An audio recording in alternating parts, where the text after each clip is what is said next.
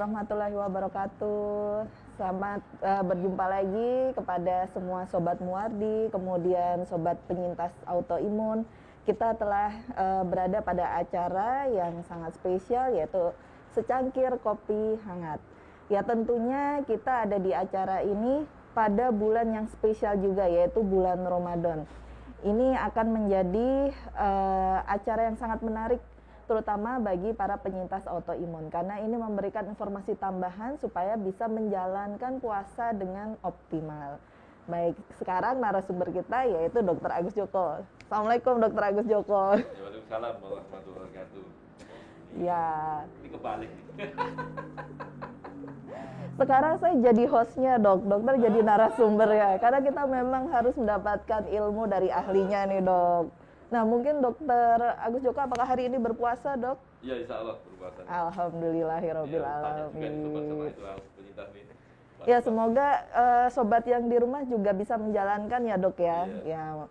Karena memang ada bulan Ramadan ini sangat spesial nih, Dok. Kita sudah boleh untuk sholat lagi ya, sholat tarawih berjamaah, jadi lebih longgar. Insya Allah kedepannya COVID juga semakin menurun ya, Dok ya. Iya, betul. Alhamdulillah. Mungkin sesuai dengan judul kita nih, Dok, yaitu judul khasiat puasa bagi penyintas autoimun. Kira-kira boleh nggak sih, Dok, para penyintas ini untuk menjalankan ibadah puasa? Bagaimana, Dok? Iya nih.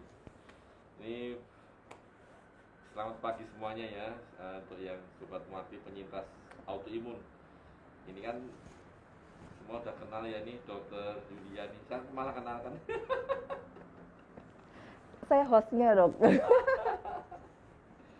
Iya, jadi gini. Iya. Untuk yang ya, jadi puasa ya, kita alhamdulillah ini untuk tahun ini ya, bulan ini kita menjalani ibadah puasa Ramadan ya. Baru beberapa hari ya, ada yang berapa ya, ada yang mulai hari Minggu, ada yang mulai hari Sabtu, apapun yang terserah, yang penting adalah semuanya melaksanakan ibadah puasa Ramadan ya kan? Ya, betul, Dok. Yang tidak bagus, yang tidak melaksanakan ibadah puasa Ramadan kecuali memang ada uzur, ada halangan ya kan? Betul. Jadi puasa ini memang salah satu istilahnya itu kalau di tempat kita kan rukun Islam ya, tentunya. Ya. Jadi rukun Islam, dan memang untuk setiap Muslim itu wajib untuk melakukan ibadah puasa Ramadan selama tidak ada halangan atau udzur ya. Jadi semuanya wajib melakukan ibadah puasa Ramadan. Nah, sekarang pertanyaan adalah puasa Ramadan itu manfaatnya apa sih kan gitu ya? Ya, betul nih, Dok. Ya, jadi kan sebenarnya puasa ini baik puasa Ramadan maupun puasa yang di luar Ramadan ya, puasa mau seperti puasa Senin Kemis, ada puasa Daud dan puasa apapun itu kan sebenarnya itu juga sangat bermanfaat untuk tubuh kita ya. Baik yang penyintas maupun yang bukan penyintas, orang sehat pun bagus ya. Nah, jadi manfaatnya apa sih sebenarnya kalau untuk yang puasa ini? Kan kalau kita lihat ya, bisa adalah yang satu adalah masalah keimanan kita ya kan. Satu masalah keimanan, yang kedua kali adalah masalah untuk fisik kita ya kan, psikis ya. Keimanan kita otomatis kalau kita menjalankan puasa Ramadan ya insya Allah akan mendapatkan pahala ya kan. Dan nanti insya Allah akan mendapatkan ya istilahnya itu ya pahala atau ganjaran setimpal dari Allah Subhanahu wa taala besok insya Allah ya. Yang jelas kan senang dulu ya Dokter Lydia, kalau puasa kan Dokter Lydia pasti senang kalau sore-sore itu mau buka puasa itu ya. Betul, Dok. Itu kayak menunggu sesuatu. Kayak hiburan sih sebenarnya, Dok. Nah, iya. Jadi kalau kita lihat kan memang sangat-sangat menarik ya. Jadi memang puasa ini yang sangat ditunggu adalah satu adalah buka puasa. Siapapun pastilah 200% pasti menunggu buka, ya kan, buka puasa. Ya. Ya, terus yang kedua kali nanti yang ditunggu adalah kalau pahalanya ya, nanti bisa berjumpa dengan Allah Subhanahu wa taala, ya. Nah, itu yang dengan imannya. Lah sekarang untuk masalah fisik gimana?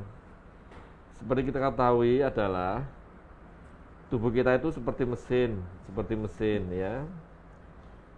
Organ-organ ini kan bekerja terus setiap saat, setiap waktu ya, Dr. Yulia. Ya. Otomatis kan ada masanya ya tetap dia itu ya harus istirahat, ya kan? Ada masanya organ kita, mesin itu istirahat dan mengganti spare part-nya. Nah, mengganti suku cadangnya. Ya. Mesin-mesinnya ya, Dok. Mesin-mesinnya harus diistirahatkan dulu, kemudian diganti ya dengan yang lebih baru. Nah, bagaimana caranya untuk mengganti organ kita? Ya, salah satunya dengan puasa ini. Puasa Ramadan ini ya. Jadi puasa Ramadan ini sangat bermanfaat. Jadi untuk fisik kita diistirahatkan organ-organ kita sehingga tubuh itu memiliki kesempatan untuk istilahnya itu mereparasi ya, menservis ataupun mengganti. Atau istilah kerennya ada istilah autopagi juga itu, ya istilah kerennya. Tetapi sebenarnya tidak sesimpel itu, ya. Autopagi adalah salah satu efek manfaat dari puasa, baik puasa Ramadan maupun tidak.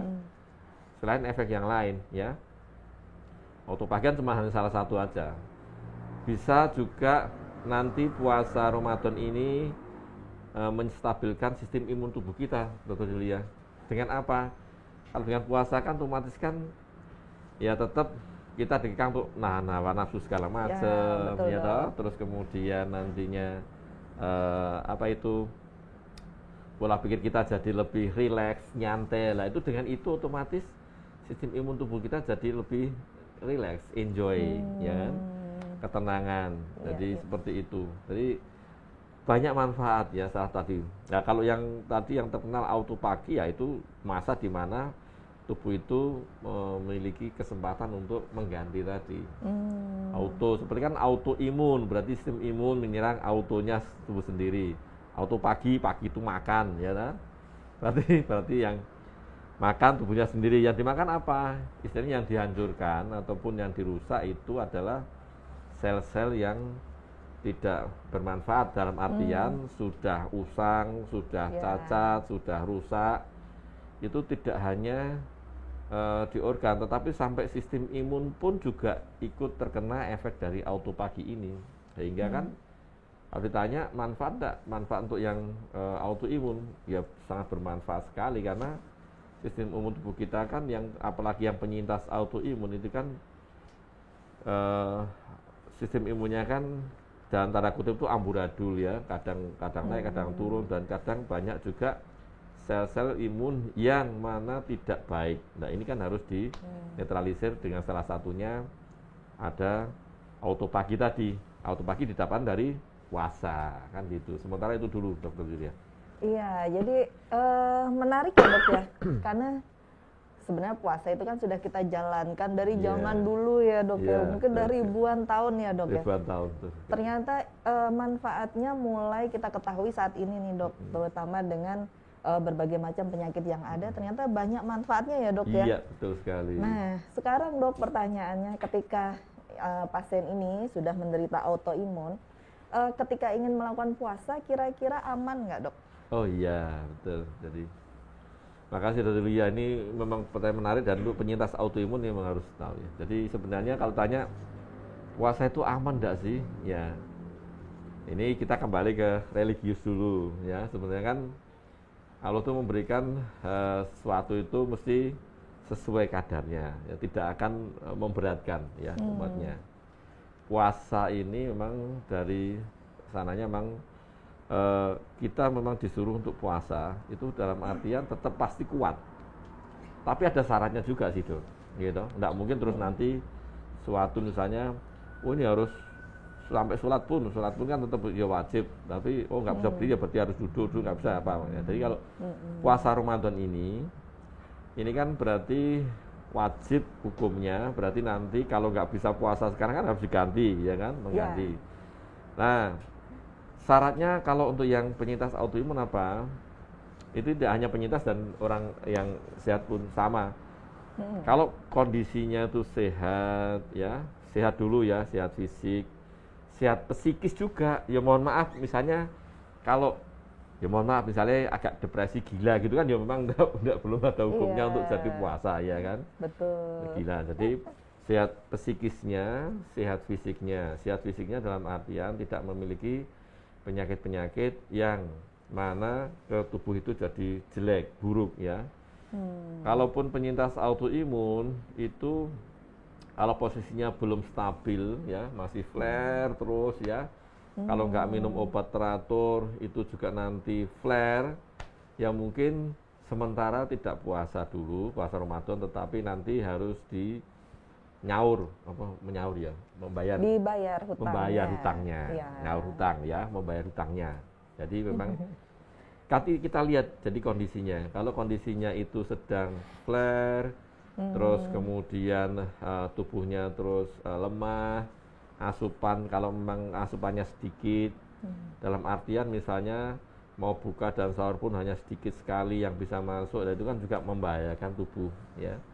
Jadi sebaiknya dikontrol dulu dengan teratur, dengan yang bagus, terus kemudian nanti kalau sudah terkontrol boleh puasa. Mau puasa Ramadan, puasa di luar Ramadan boleh. Ya, jadi Gitu. tetap boleh ya dok Iya, ya, boleh. cuman ada syaratnya. Iya. Ya, jadi jangan khawatir. Kadang pasien-pasien tuh suka ini dok, apa namanya, mungkin khawatir juga ya dok ya. Wah saya punya sakit ini, kalau puasa boleh nggak Iya. gitu. Mungkin nih dok sesuai sama pertanyaan ini ya dok. Ini dari Instagram, dari Resti Dori. Selamat pagi dok, maaf saya penderita autoimun, lebih jelasnya lupus yang saya derita. Apa penyakit lupus itu tidak ada obatnya? Nah, Ini mungkin sekalian nih dok, sama pertanyaan saya dok, berhubungan dengan obat. Kalau misalnya penderita ini dengan autoimun, entah apapun itu autoimunnya, ketika ingin menjalankan puasa, apakah perlu persiapan dok sebelumnya? ya, betul. Terima kasih Dr. Julia. Resti ya, dari Dori ya. Ya. Selamat pagi nih semua penyintas autoimun ya. Selamat pagi, tetap semangat ya di era pandemi ini, tetap semangat. Apalagi sudah pandemi, ada Ramadan, ini semua persiapannya banyak sekali nih. Ya. Dan jelas gini. Tadi pertanyaannya kalau dia lupus terus ada obatnya bisa apa berhenti enggak tadi ya? Ada ya. Apakah tidak ada obatnya? Ya gini. Penyintas autoimun itu atau suatu penyakit autoimun kalau ditanya adakah obatnya? Obatnya semuanya ada, tetapi tujuannya adalah untuk mengontrol kondisi autoimunnya, mengontrol ya. Jadi nanti terkontrol enggaknya ya. Seperti sakit diabetes mellitus atau sakit gula ya dokternya, atau sakit tensi tinggi, hipertensi, itu kan juga dia bisa dikontrol dengan obat. Selain yang lain juga harus dikontrol banyak, salah satunya dengan obat. Autoimun juga sama ya. Jadi kalau tanya ada obatnya ya ada, tetapi tujuannya adalah mungkin dalam tanda kutip tidak menyembuhkan sekali, tetapi mengontrol penyakitnya itu dalam apa itu istilahnya, kondisinya itu stabil ya. Tadi stabil, tidak flare, dengan dosis obat yang paling minimal. Itu kan tujuannya gitu. Paling minimal yang masih bisa ngontrol, tidak flare. Tetapi kalau ditanya bisa hilang enggak, sulit ya. Sulit sekali.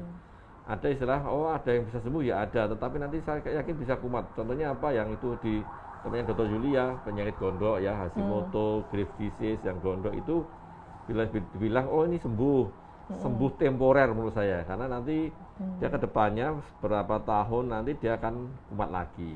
Enggak apa-apa ya. Jadi itu ya. Enggak apa-apa ya, hidup bersama dengan autoimun tidak apa-apa. Insya Allah yang penting dijaga kondisinya, tidak flare, makan minumnya, aktivitas fisiknya, minum obatnya harus dengan teratur ya. Jadi obat itu untuk mengontrol tujuannya. Terus tadi persiapan enggak ya? Persiapan perlu nggak dok?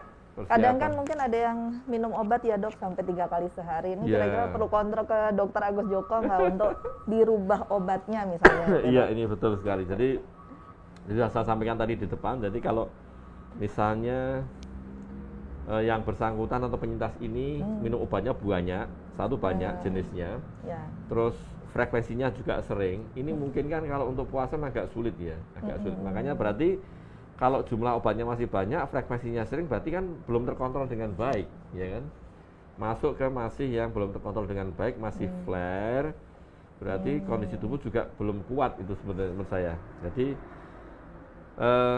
selama masih mengkonsumsi obatnya banyak, frekuensinya banyak, asupan makanan nggak begitu bagus, terus kemudian fisiknya juga belum begitu bagus, ya sementara mungkin bisa ditunda untuk tidak puasa dulu, ya. Nanti kalau sudah bagus, membayar hutang puasa Ramadan kan gitu, ya.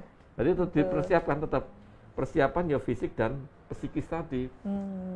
Terus misalnya gini, Dr. Yulia, yang menyebabkan keparahan kan kalau di autoimun itu kan penyintas autoimun itu kan lebih baperan dibanding orang normal, lebih baperan, lebih sensitif. Sensitif ya, Dok. Ya, jadi kadang terbawa emosinya, lebih perasanya, sehingga kalau ada masalah-masalah yang di lingkungan, apalagi di keluarga inti ada, otomatis menyebabkan autoimunnya jadi tidak stabil, jadi jelek. Diberi obat macam-macam tetap sulit. Otomatis ini juga memperburuk kondisi, dan kalau mau dipaksa untuk puasa juga mungkin berat juga itu, ya. Jadi tetap apapun yang dikontrol itu baik psikis maupun fisiknya dikontrol semuanya dulu. Nanti baru bisa melakukan ibadah puasa, ya kan gitu. Itu lebih baguslah disiapkan semuanya, fisik dan psikisnya, ya. Iya, betul, Dok. Tidak hanya kadang cuman fisik tapi psikisnya setiap hari bawaannya cuman marah terus, ya, emosian terus, ya susah nanti, ya. Terus ini cepat lapar. Cepat lapar. Ini banyak ngomong juga nanti cepat lapar. Biar Dr. Julian lapar. Iya nih, Dok, karena nih puasa kan biasanya nih pasien kontrol ya, Dok, ya. Biasanya kan sebulan sebelum puasa nih udah tanya-tanya nih, Dok. Nih kira-kira kalau saya mau puasa bagaimana, persiapannya apa nih? Sama seperti dari Instagram nih, Dok, Zahra Maharani 84. Pagi, Dokter. Dok, saya penderita lupus, masih aktif berobat. Mau tanya, kalau boleh puasa, untuk minum obatnya bagaimana ya, Dok? Nih, pasti sering nih, Dokter Agus Joko betul ditanya. sekali nih. Jadi tadi belum ini ya. Mbak Zahra ya, Zahra masih. Jadi gini, untuk penyintas autoimun ya. Jadi kalau memang ini menarik ya. Mungkin kalau kemarin Dr. Yulia sudah menyampaikan terkait masalah diabetes mellitus ya, itu kan juga ngatur obatnya bagaimana juga. Ini juga sama. Jadi gini, Mbak Zahra, untuk penyintas autoimun ya. Boleh, jadi nanti yang jelas kalau kondisinya bagus, dengan kondisi bagus, saya yakin nanti dosisnya sudah minimal ya. Dosis sudah sedikit, frekuensinya juga sedikit, paling maksimal 2 kali sehari. Ya, 2 kali sekali itu bisa diberikan saat nanti buka dan sahur ya. Buka dan sahur saja. Karena kalau yang sehari masih membutuhkan 3 kali paling itu, berarti memang belum terkontrol dengan baik. Itu sebaiknya ya dikontrol dulu dengan baik ya. Kalau masih 3 kali, kan ada juga yang butuh memang harus 3 kali. Berarti memang belum terkontrol dengan baik. Kalau yang lupus seperti ini, misalnya lupus ya, kalau Mbak Zahra ini obatnya itu sudah minimal hanya maksimal sehari 2 kali, itu tidak apa-apa, dipakai pada saat buka dan sahur ya. Tetapi nanti biar dokter juga yang akan mengatur ya. Ini yang mana yang pagi, mana yang sore ya. Jadi nanti beda. Oh ini steroid, ini yang paling bagus diberikan pada pagi atau sore hari kan gitu. Nanti biar dokternya yang mengatur ya. Tapi intinya boleh puasa dan nanti minum obatnya biar diatur oleh dokternya. Nah gitu. Iya, jadi kadang pasien terus ini, Dok, mungkin lupa ya, Dok, atau misalnya ikut cerita-cerita dari sebelumnya atau tetangga atau dari komunitas yang mungkin kurang tepat untuk dirinya kan, Dok. Jadi oh ya sudah, minumnya nanti dibagi 2 sendiri. Padahal seharusnya obat-obat seperti ini konsultasi tentunya ya, Dok ya. Karena mau tidak mau kan obat ini yang memberikan dokter, Dok. Jadi sebaiknya konsultasi segera ke dokter kalau memang ingin melakukan puasa Ramadan. Mungkin sebaiknya itu ya, Dok ya. Betul sekali. Karena pasien saya juga sering lupa, Dok, pasien diabetes. Nanti waktu kontrol baru cerita, Dok, saya sudah puasa tapi kok ngedrop. Mungkin bulan sebelumnya lupa mau tanya. Nah ini memang kalau kita mau melakukan sesuatu sebaiknya persiapan dulu dan dikonsultasikan ya, Dok ya. Betul sekali. Mungkin ada pertanyaan lain? Oh, ini dari Mbak Resti Dori ya. Setiap saya dirawat, pasti keluhannya menstruasi yang berlebihan, hingga trombosit saya sampai 7.000 dan HB saya hanya 5. Maaf dok, apa penderita lupus memang harus menjalani kemoterapi? Nah, monggo dokter. Nah, apa nih Mbak Residori, ini di luar topik enggak apa. Sekarang sebenarnya topiknya puasa, tapi enggak apa-apa. Karena ini memang khusus untuk penyintas ya. Iya. Untuk penyintas autoimun semuanya, ya ini memang benar menarik Dokter Julia ya. Jadi memang, Betul dok. Mbak Resti ini posisi di Solo Raya atau di mana ya? Saya lupa, ini nggak tahu ya. Jadi gini, intinya gini, lupus ya, lupus itu kan salah satu jenis autoimun di antara lebih dari 150 jenis autoimun yang kita kenal ya. Lupus itu salah satu jenis penyakit autoimun yang sistemik, yang mengenai banyak organ, banyak sistem. Salah satunya adalah sistem dari darah ya, hematologi ya, dia terkena juga. Nah, permasalahan kalau Mbak Risti ini adalah kemungkinan lupus yang sudah manifestasi atau menyebabkan kerusakan di sistem hematologi atau darahnya, di susun tulangnya mungkin mengalami masalah. Nah, akibatnya apa? Bisa produksi sel-sel darah semuanya itu menurun ya, baik itu trombositnya maupun eritrosit dalam artian HB-nya turun ya, sel darah putih juga ikut turun, bisa semuanya ya. Saran saya adalah coba tetap konsultasikan lagi ya. Satu, ini berarti lupusnya ini belum terkontrol dengan baik ya. Apakah perlu ditambah nanti pengobatan jenis lain ataupun dosis yang mau dinaikkan, ataupun nanti perlu dievaluasi yang lain ya. Kalau ditanya perlu kemo, nah itu nanti dilihat ya. Dilihat sebenarnya istilah kemo itu tidak hanya kan, sebenarnya mungkin obat-obat sudah ada obat kemonya, ataupun mungkin Mbak Resti kan tidak tahu ya Resti ya. Jadi itu obatnya obat kemo semua sebenarnya, imunosupresan. Jadi obat yang diberikan untuk autoimun adalah obat-obatan yang dia itu menekan sistem imun tubuh kita, namanya imunosupresan ya.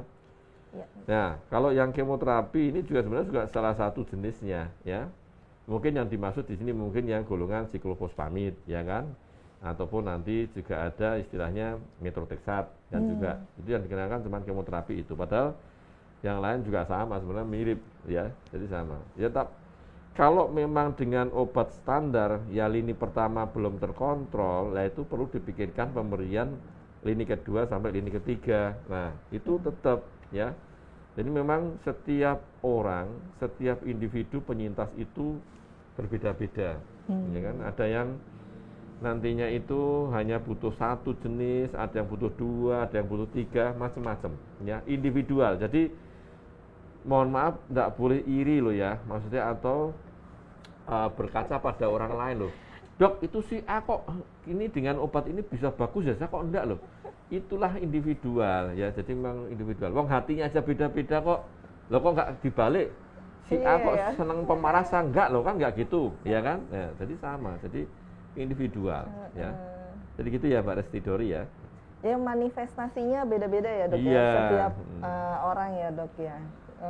Terima kasih ya pertanyaannya Mbak Resti Dori. Ini dari Instagram sudah banyak ya dok ya yang menonton kita nih dok. Ini juga dari Facebook ya dok, kita sapa dulu nih dok dari Facebook. Oh, dari atas, dari mana tuh? Dari Magetan, ada dari Magetan, ya? Kemudian ada dari Bogor, Pemalang, juga saya lihat tadi Pemalang. Dari Hong Kong ya, tadi juga ada ya. Oh iya, dari Hong Kong. Dari Hong Kong, luar biasa nih Dokter Agus Joko. Nih mungkin ada satu pertanyaan nih dok, dari Ibu Wina Asri. Assalamualaikum Dokter Yulia dan Dokter Agus Joko. Waalaikumsalam warahmatullahi wabarakatuh. Saya seorang penyintas autoimun. Selain autoimun, saya punya gastritis kronis, sudah erosi parah, dan kolitis IBD. Saat ini masih flare dok, habis dirawat di RSUD Muardi. Kemudian sehari kemudian flare dan drop dan kembali dirawat di RSPKU Muhammadiyah Ponorogo. Tensi waktu di IGD mungkin dibawahkan, ngedrop mana ya? Ini atasnya lagi ya Mbak.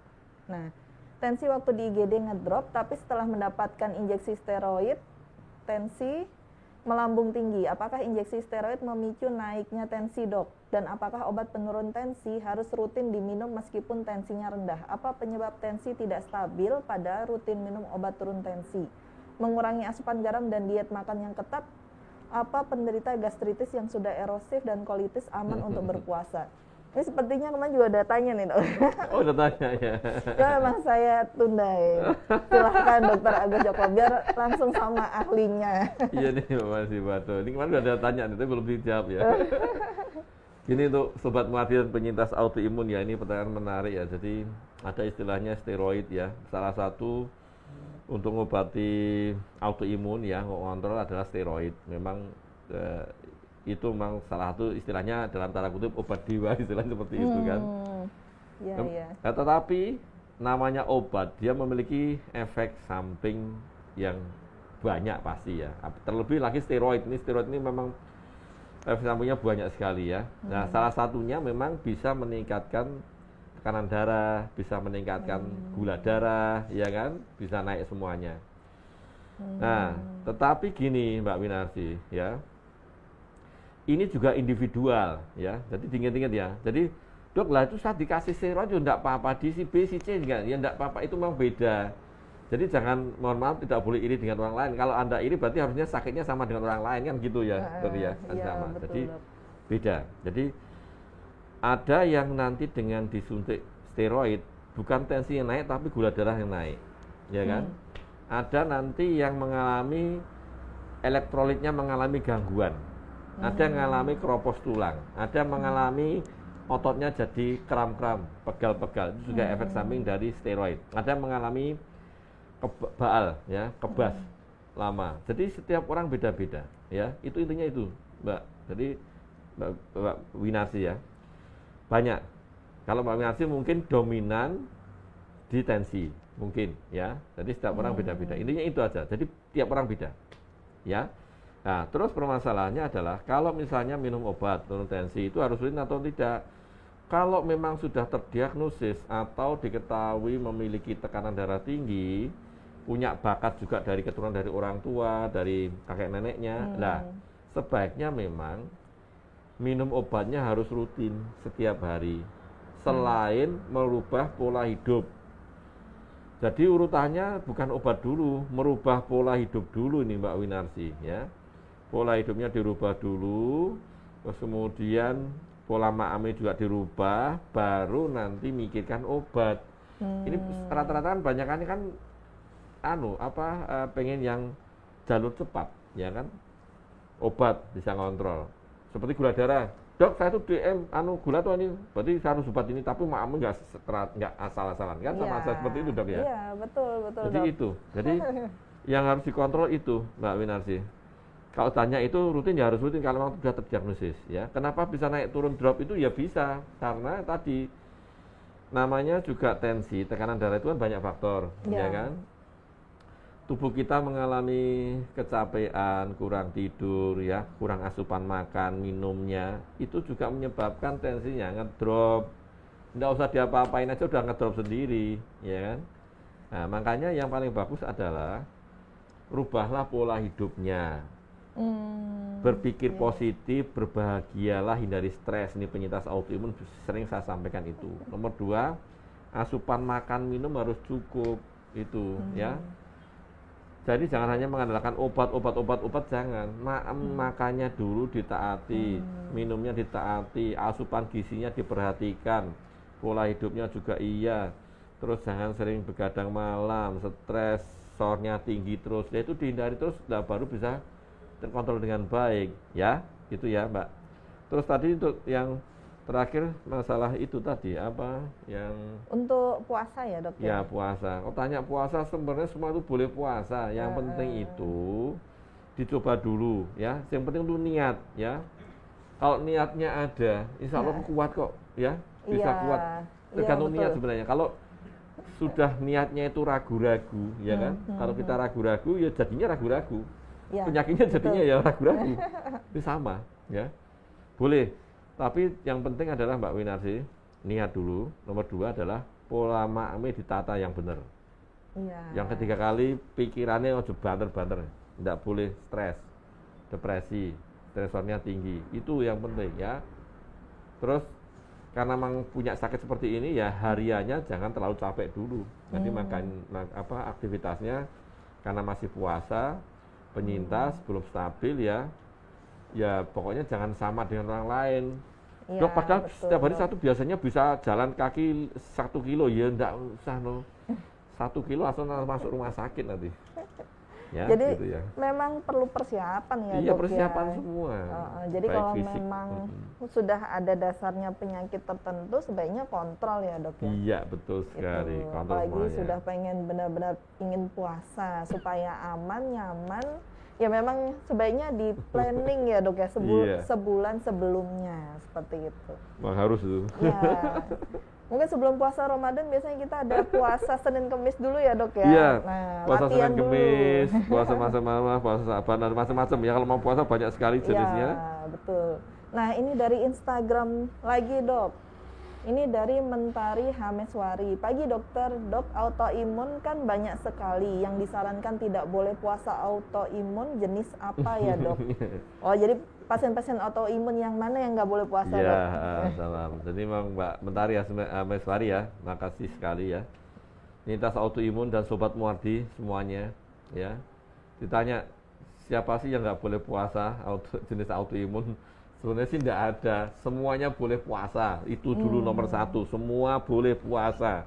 Semua jenis boleh puasa. Cuman ada syaratnya tadi ya. Iya. Kalau kondisinya sedang tidak bagus, pengobatannya masih banyak, masih butuh sering harus minum obat, yaitu yang sementara ditunda puasanya nanti menyaur hutangnya di kemudian hari ya.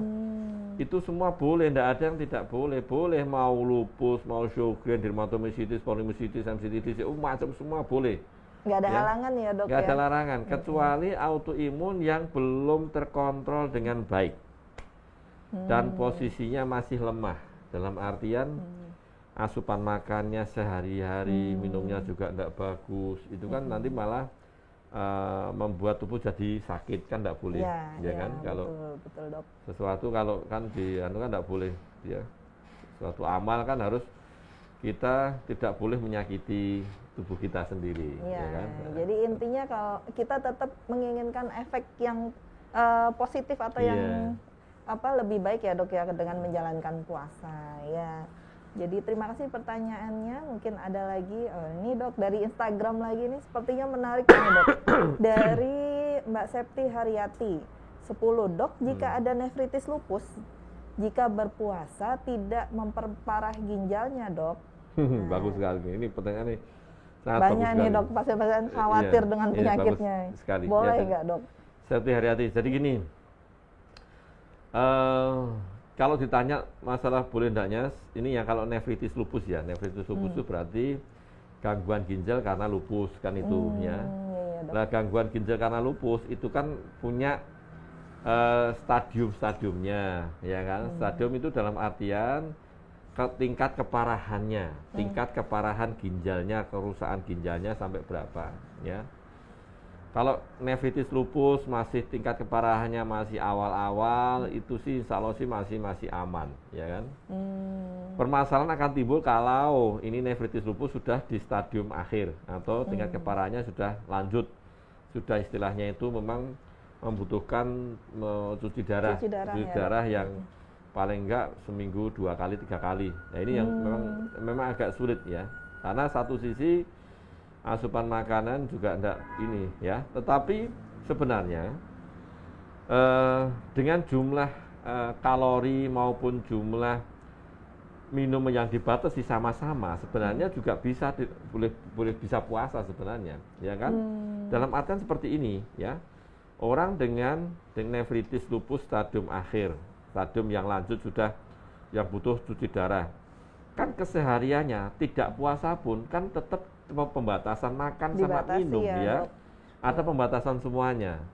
Jadi sebenarnya tidak masalah juga sebenarnya kalau kondisinya memungkinkan loh ya, dalam artian dengan cuci darah seminggu 2 kali itu kan, terus kondisinya baik. Ada juga yang seminggu 2 kali tapi kan masih sesek terus, ya itu ya ya mungkin sih ditunda dulu. Tetapi kalau bisa kondisinya stabil, wong sama-sama dibatasi cairannya, Iya. kan sama. Sebenarnya tidak masalah, Betul. tidak berefek yang tidak memperparah, enggak, ya. Malah kita kalau banyak minum juga tambah, bukannya enggak usah puasa, orang yang setiap saat banyak minum aja terus nanti memperparah, bukan ginjal tapi karena ginjalnya udah sakit, otomatis malah sesek, jantungnya bermasalah, parunya bermasalah, kan bisa seperti itu ya. Dok. Jadi boleh kalau tanya sih, boleh Mbak Satu. Yang penting kondisi fisiknya memungkinkan, itu saja ya. Karena sama-sama di pembatasan. Puasa kan juga yang cuci darah seminggu 2 kali kan juga minum juga dibatasi, tidak asal langsung, oh dok saya minumnya banyak ya, langsung masuk rumah sakit lagi nanti kan gitu ya. Jadi gitu ya Mbak Septi Haryadi. Katanya boleh asal kondisinya memungkinkan. Ya. Ya mungkin kalau pada pasien-pasien kondisi khusus kayak ginjal gitu, mungkin yang penting kebutuhan cairannya per hari ya dok ya. Ini kan bisa dihitung nanti, oh jumlah kebutuhan sehari berapa, lah nanti diakumulasinya di saat dibagi buka sampai sahur kan gitu. Sebenarnya sama aja sebenarnya ya. Iya betul. Ya, jadi terima kasih pertanyaannya Mbak Septi. Kita lanjut lagi nih dok di Instagram dari Iis Heni. Assalamualaikum dok, Bogor hadir. Saya penyintas autoimun psoriasis. Oh menyapa dokter. Di sana juga ada Tegal, Madiun, Karanganyar, oke.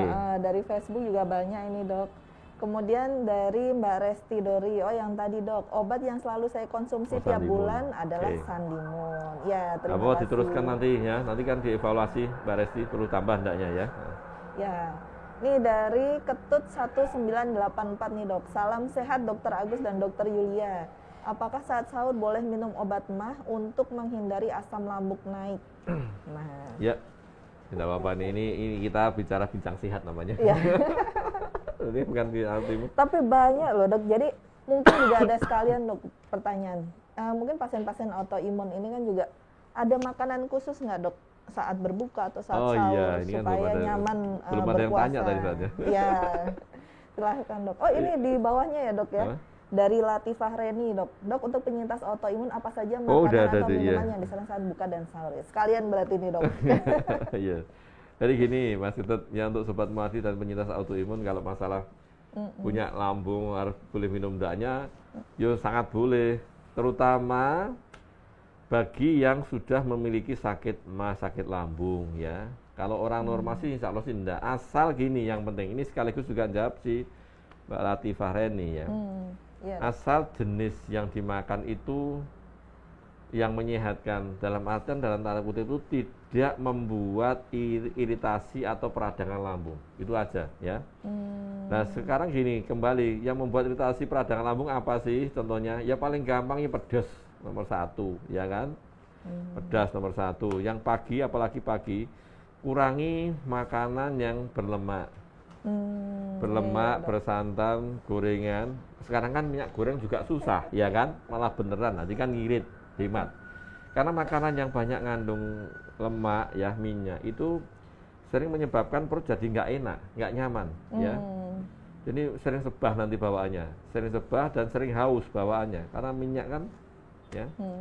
Ini memang malah nggak enak. Jadi kalau saran saya, apalagi kalau untuk yang penyintas autoimun ya, penyintas autoimun ini malah kebenaran nih. Sekarang kan pas masa puasa Ramadan ya. Penyintas autoimun, makanan yang paling harus dikurangi adalah karbohidrat. Ya kan pas Ramadan, ya kan? Karbohidrat paling banyak di mana sih? Yo, paling kita kenal yo nasi, ya kan? Iya, betul. Makanya yang paling disarankan untuk penyintas autoimun adalah mengurangi asupan karbohidrat, nasi dan sebagainya. Karena dari penelitian itu karbohidrat itu memang memperburuk kondisi autoimunnya, ya. Makanya dikurangi asupan yang karbohidrat. Orang sakit gula kan juga ya sama. Dokter Yulia kan juga seperti itu, ya. Jadi itu, ya. 1 ngurangi karbohidrat asupan, diganti yang jenis lain. Protein tinggi bagus, tidak apa-apa. Lemak nanti proporsional, ya. Terus yang bagus adalah karena ini kan tidak hanya untuk penyintas autoimun, untuk yang semuanya. Tinggi serat juga ini penting, ya, tinggi serat. Jadi jangan seneng yang makan misalnya fast food, ya kan. yang harus ada sayurannya, ya, terus nanti tetap buah. Jadi kan kandungan air, kandungan seratnya ada banyak di situ, ya, menyehatkan.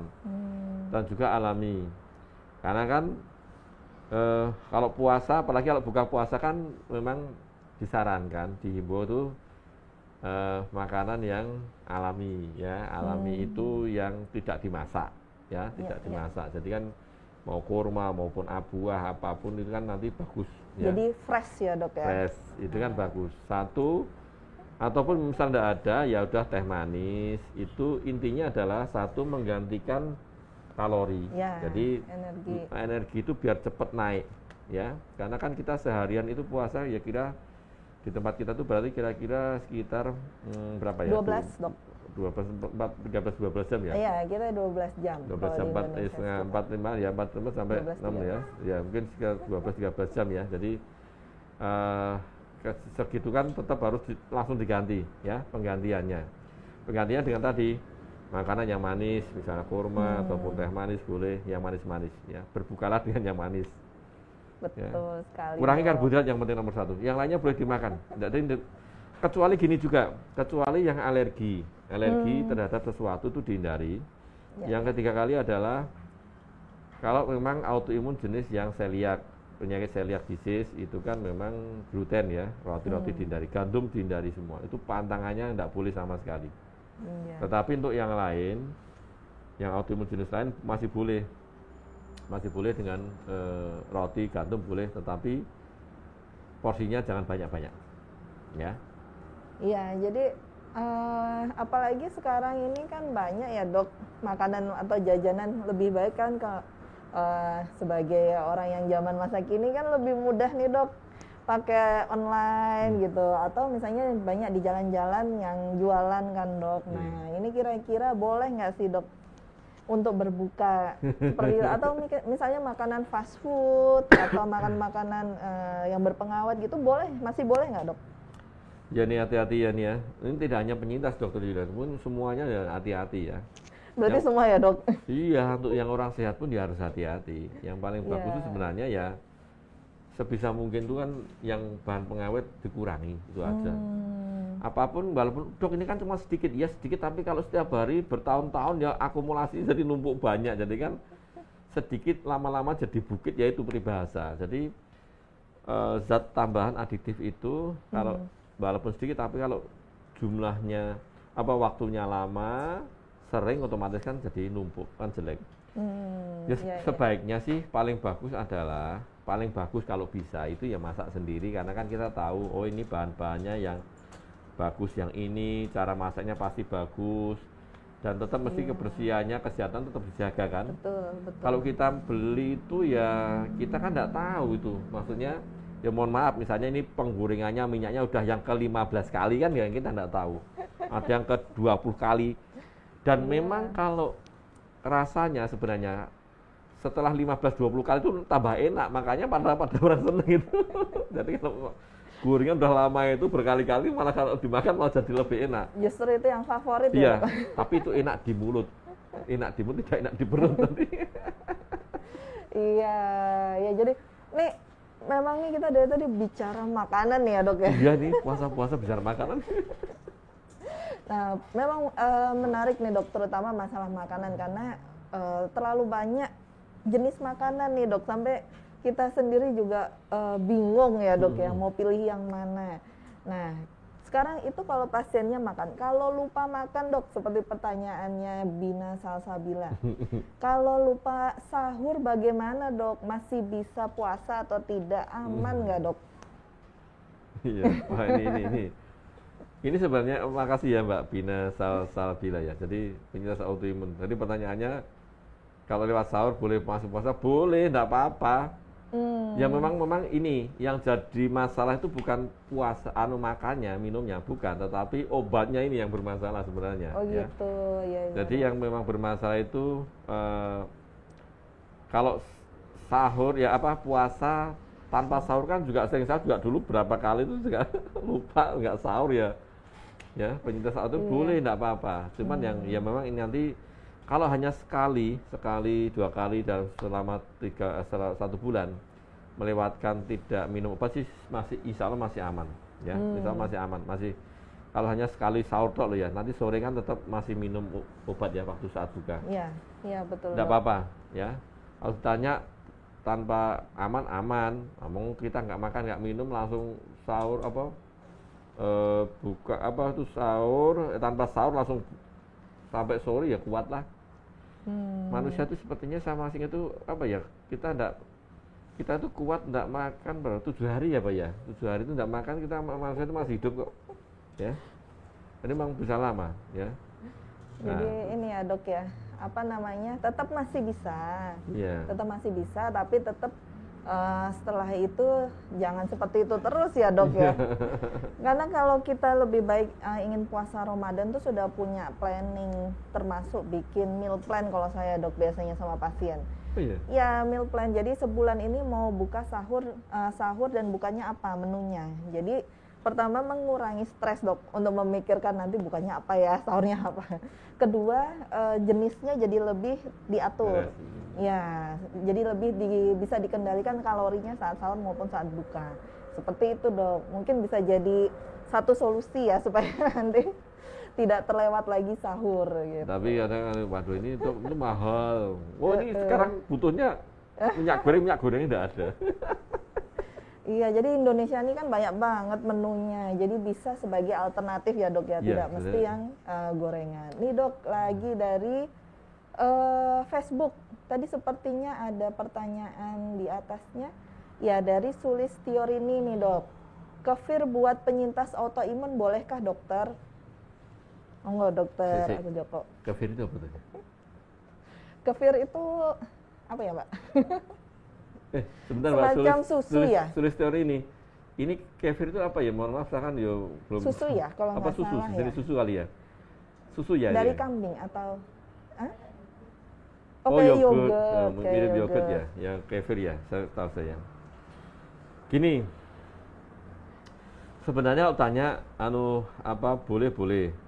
Yang penting adalah nomor 1 itu tidak alergi dulu. 1. 2 adalah tidak intoleransi, maksudnya perutnya itu masih bisa menerima. Seperti saya kan kalau kena susu saya kan perutnya saya berontak, kadang sok diare ya. Jadi istilahnya itu kenali diri sendiri ya. Oh saya itu kalau minum ini nggak enak ya berarti jangan diminum ya. Ini kalau memang kefir ini Mbak Sulistori itu nggak pernah minum ya jangan dicoba dulu. Kalau dicoba nanti saat tidak puasa itu pun harus nyobanya dengan sedikit dulu. Nyoba itu sedikit dulu, jangan langsung 1 gelas, 1 botol, nggak boleh ya. Ya betul Dok. Nah, yang nomor 3 adalah kalau memang punya penyakit ya, memang kalau memang jenis yogurt itu kan memang diasumsikan memang bagus untuk yang di pencernaan. Tetapi ada juga yang penyakit autoimun jenis misalnya yang pankolitis ya, atau kolitis kronis ya, atau kemudian penyakit yang di Crohn's ya, hati-hati ya, penggunaan yogurt harus hati-hati yang kefir ini. Jadi yang penting itu tadi ya, bisa coba sedikit. Nah ini ya. Dari susu kambing Dok. Makanya, beda ya. Nanti hati-hati, sama ya. Jadi hati-hati penggunaannya. Yang jelas 1 tidak alergi, kedua kali ke perutnya masih tahan, masih bisa dikonsumsi. Kalaupun nanti mau nyoba saat tidak puasa, coba pun harus sedikit dulu ya. Karena kalau pas puasa juga repot juga nanti kalau misalnya nggak cocok seharian tuh diare segala macam kan susah mau makan mau minum susah ya. Iya betul. Jadi betul. Itu aja. Tanya boleh sih boleh, tetapi ini aja. Yang syaratnya ada tadi beberapa syarat tadi harus dipenuhi dulu Mbak Sulistiori ini. Ya. Ya, jadi menarik juga nih Dok, ada jenis makanan yang namanya kefir ya Dok ya. Ya, kefir itu dari menu-menu baru itu juga sebaiknya juga dites dulu ya Dok ya, mungkin sedikit dipisahkan dengan makanan yang lain sejam 2 jam, ada efek samping apa enggak. Kalau misalnya ada mungkin boleh tambah dosis ya Dok. Seperti itu. Ini dari Ibu Wina lagi nih Dok. Terima kasih pertanyaannya. Dok, maaf nanya lagi. Saya tidak dianjurkan makan buah, Dok, karena gastritis yang sudah erosif parah. Berefek susah BAB. Kadang 3 minggu tidak BAB. Suplemen apa yang aman, Dok, untuk menggantikan buah karena jadi konstipasi ya dok ketika BAB jadi berdarah dan berlendir. Ini bagaimana nih dok? Iya, Mbak Win, yang penting adalah Mbak Winarsi diingat-ingat itu ya. Biar bisa BAB-nya itu bagus, syaratnya adalah 1 minum cukup dulu, ya kan? Paling enggak 2,5 liter sehari semalam. Makan paling enggak itu harus kecukupan nasi harus cukup dulu, sehari 2-3 piring harus masuk juga. Yang ketiga kali penggantinya buah apa ya? Sayuran dong. Sama, ya kan? Buah itu kan sama mirip dengan sayuran, tetapi memang dia lebih banyak di airnya, kandungan air dan elektrolit banyak. Tetapi untuk seratnya kan dari sayuran masih bisa, ya. Itu dulu. Kalau hanya mengandalkan buah tapi nggak mau makan, podo wae sama aja, ya. Jadi yang penting itu istilahnya jangan hanya memanjakan mulut kan. Kalau makan buah kan enak di mulut kan, rasanya segar gitu kan. Iya. Tetapi yang jelas adalah dipenuhi dulu. Minum paling enggak 2,5 liter sehari semalam. Nasinya juga harus tercukupi kebutuhannya. Kalorinya kan ada seratnya juga. Yang membentuk kan kalau asupan itu makan kurang kan otomatis tidak terbentuk. Ya mohon maaf BAB-nya tidak terbentuk otomatis ya kan. Jadi tidak terbentuk. Jadi tetap tidak bisa keluar. Tanpa makan buah pun nggak ada yang terbentuk. Buat dikasih makan buah pun ya kalau nggak ada isinya ya sama aja, ya kan? Jadi dipenuhi dulu semuanya nanti baru gitu ya. Jadi jangan mikir ada suplemen, obat tambahan segala macam, jangan. Wajibnya wajibnya apa ya, makan ya minum itu dulu dipikir, jangan terus harus obatnya apa ya enggak boleh. Iya betul dok. Jadi kayak kita punya pasien ya dok. Mungkin tidak hanya pasien-pasien autoimun, pasien yang lain juga dok. Biasanya tanya ini harusnya obatnya apa gitu kan dok. Akhirnya saya sering mengedukasi pasien dok. Kalau obat seberapapun banyaknya tidak akan bisa mengimbangi kalau lifestyle-nya masih buruk. Iya nggak dok? Ya, betul sekali. Pasien diabetes belum bisa mengontrol makan. Ingin gula darahnya normal, sudah kita kasih obat bahkan sampai insulin, kalau makan belum bisa dikontrol tidak akan bisa bagus. Ya jadi memang harus ada kolaborasi antara obat maupun lifestyle, baik dokter maupun pasien harus bisa kerjasama. Kadang mungkin enaknya pakai obat aja ya dok ya, tapi untuk menahan diri untuk makan, untuk mengubah lifestyle biasanya lebih susah. Iya, betul sekali. Jadi mungkin untuk pasien-pasien tetap ada lifestyle yang harus diubah ya dok, termasuk menghindari stres, pola makan yang lebih baik, jadwal yang teratur, itu jauh lebih bisa jangka lama supaya lebih stabil ya dok ya. Nah ini nih dok, ada pertanyaan lagi, sebenarnya dokter Agus Joko ini banyak nih dok menimbulkan penasaran. Nah ini dari Pak Ketut lagi nih dok. Salam sehat dokter. Tadi, ya? Oh udah ya. Nah ini dari Bina Salsabila 17. Dok, kalau penyintas autoimun melewatkan sahur, sudah tadi ya. Yang dari Keanu Masaji. Dok, betulkah puasa dapat mengendalikan autoimun? Iya, betul sekali. Pertanyaan sangat menarik. Ini pokoknya di sini nih. Pokok bahasan hari ini ya ini sebenarnya. Iya. Secara penelitian ada nggak sih dok? Itu mungkin yang lebih. Iya. Kalau penelitian sih memang kalau penelitian sih nanti kan yang dilihat adalah jumlah sitokinnya ya, sitokinnya proinflamasi. Tapi yang jelas adalah penelitian banyak, penelitian yang terkait masalah puasa ya ada. Tetapi memang waktu itu yang ada ya sudah lama sih ya, 5 tahun yang lalu kan untuk orang-orang yang sehat. Kemaknaannya bagaimana sih manfaat puasa? Ditinjau dari sisi medis, jadi dilihat dari sistem imun itu ada, ya. Asumsinya adalah dengan orang normal juga sama, orang autoimun juga sama sebenarnya, ya. Jadi kalau tanya seperti ini aja, tadi kemanfaatannya apa sih puasa? Jadi satu dari sisi rohani tadi, dengan puasa untuk mengendalikan hawa nafsu dan sebagainya. Jadi lebih penyabar, ya kan, tidak cepat marah, itu juga mempengaruhi sistem imun tubuh kita. Dengan serta-merta otomatis kan kalau orang bawaannya marah-marah kan otomatis ya sistem imunnya kan jadi tambah amburadul lah. Orang autoimun tambah amburadul nantinya, ya kan? Tambah istilahnya tambah flare, ya. Dengan secara sisi itu. Nah, secara sisi yang sistem imun tadi sudah saya sampaikan di awal, salah satunya ada model yang namanya autopagi tadi. Autopagi tadi kan istilahnya kan bisa mereparasi, memperbaiki organ, sistem, sel-sel di tubuh kita yang mengalami gangguan. Nah, salah satunya adalah sistem imun, ya.